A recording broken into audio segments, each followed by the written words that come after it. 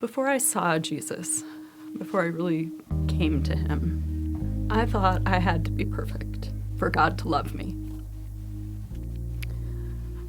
I thought I had to achieve something or do something or feel a certain way. At the same time, I would never call myself a sinner. In fact, I was so afraid of sin that to be called a sinner or to call myself a sinner just seemed like the most frightening, horrible thing in the world. And I was taught that sin was these bad things to avoid, and I avoided them. And I was very serious about it. But then when I was in college, I was the victim of a sexual assault. It was horribly frightening, confusing, and I was convinced that it was my own fault. When I got home, I sought some counsel from my spiritual leader, like I'd been trained to do. He ended up convincing me that it was my fault, that I needed to repent, and that I should be subject to church discipline. I had these feelings of shame and guilt, and he asked me if I felt close to God, and I said no. My whole life, I had kind of been taught that feelings is how you know things in the spiritual world, in the realm of religion. You know, that logic is the enemy, reason is the enemy.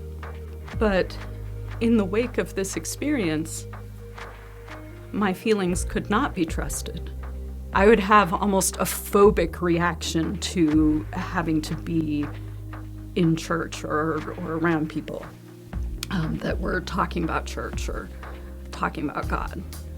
But God was very gentle with me. He brought me very slowly and very gently back to where I could see him. Jesus told the Pharisees, "Go and learn what it means. I desire mercy, not sacrifice."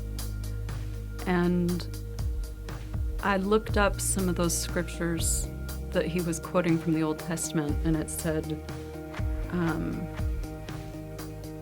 "For I desire steadfast love, not sacrifice, the knowledge of God, not burnt offerings." And this was what really convicted me, because it doesn't matter how hard I'm trying to be good if I don't see God's loving nature. If I think of him as a tyrant and think that he owes me stuff because I'm suffering, it's not a right relationship. In Romans, it tells us that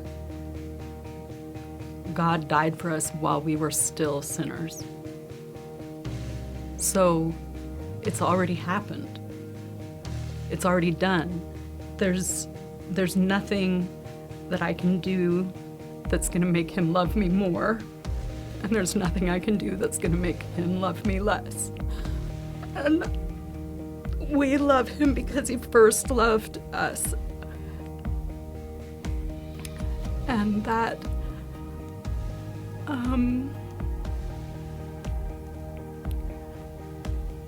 I had to be loved first.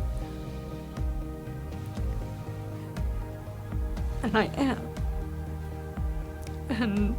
And that's what the gospel means to me. I'm getting baptized today because I want to say that Jesus is the leader of my life.